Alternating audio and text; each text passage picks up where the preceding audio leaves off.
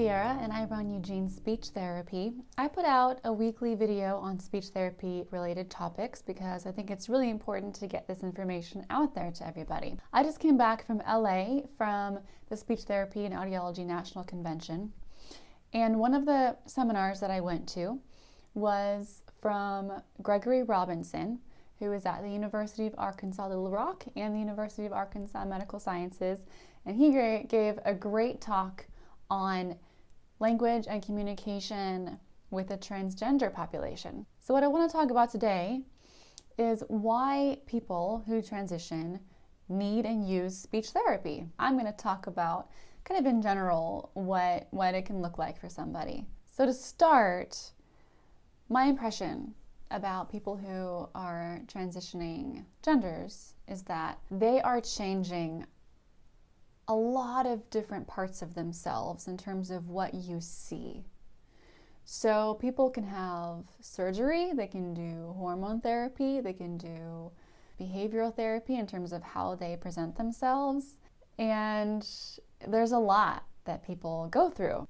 One thing that I learned from Gregory Robinson's talk was that we do see more people who are transitioning to female because the hormone therapy to transition to male does change the mass of the vocal cords, which is going to therefore change the voice and lower it. People who are transitioning to male may not need speech therapy or as much speech therapy because of that.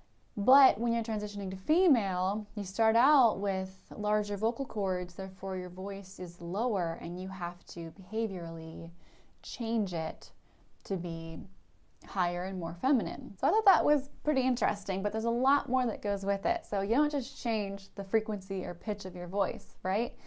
You have to change the language. So what is socially appropriate for that gender in terms of our culture? For females, it's a lot of saying like and mm-hmm. When you are changing the pitch of your voice, there is a right way to do it and a wrong way to do it. And so you really do need the help of a professional, a speech therapist, to help you do that, because if you just simply try and talk lower or try and talk higher, you can hurt your voice. It's not good to do that in the long term. So what we do is we work on the breath support it takes to support changing your voice, and resonance, so activating the shape of the sound a little bit better. There's also nonverbal communication. You know, how do you stand? How do you position yourself? How do you use your hands for the given gender?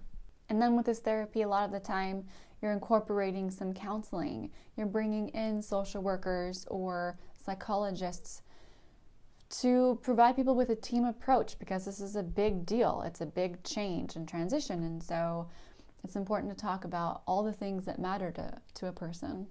The field of speech pathology is always changing and adapting to the needs of people, so I'm happy to see that more and more speech pathologists are learning about this and seeing people who are transitioning. If you are, find a speech therapist and talk to them. Get them involved in your care and see if they can help you out. Please subscribe and like and comment. I put out a weekly video on speech therapy topics, and have a great day.